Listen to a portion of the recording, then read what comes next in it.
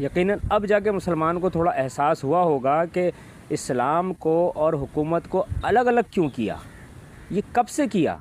تھوڑا سا غور کیجئے، انبیاء کے دور میں، حضرت محمد صلی اللہ علیہ وسلم کے دور میں حکومت فرعون کی ہو اور اسلام پر عمل ہوتا رہے، کیا ایسا ہوتا تھا کبھی؟ بالکل نہیں۔ تو یہ کب سے ہو گیا؟ اسلام کو اور حکومت کو الگ الگ کب سے کر دیا؟ اسلام کی حکومت ہوا کرتی ہے، اسلام دین ہے، ایک نظام ہے، ایک معاشرے کا، ایک ملک کا نظام ہے۔ قرآن مجید کے اندر اللہ تعالیٰ نے بتایا ہے کہ ایک ملک کا نظام، ایک معاشرے کا نظام کیسا ہونا چاہیے، اور پھر قرآن پر عمل کرنے والے مومن اور مسلمان کہلاتے ہیں۔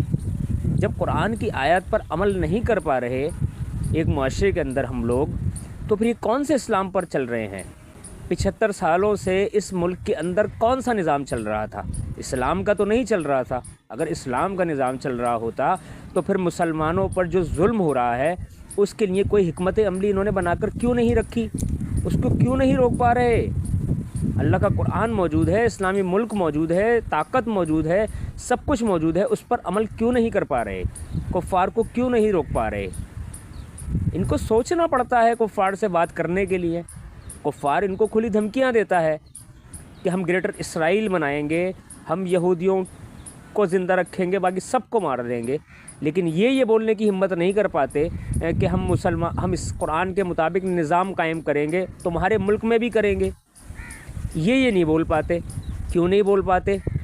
کیونکہ 75 سالوں سے یہ دین اسلام پر عمل کر ہی نہیں رہے۔ پھر یہ سوچے کون سے اسلام پر چل رہے ہیں؟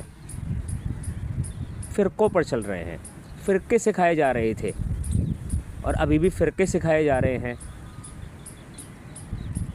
اسلام پر عمل ہوتا تو پھر پاکستان کے اندر جہاد کے لیے جانے کا نظام آلریڈی بنا دیا گیا ہوتا، قانون کے اندر موجود ہوتا کہ کسی اسلامی ملک پر اگر ظلم ہوگا مسلمانوں پر تو یہاں سے فوجیں جائیں گی اور پھر ان کو حفاظت دیں گی، اور پھر کفار کو سبق سکھائیں گی یا ظلم سے روکیں گی۔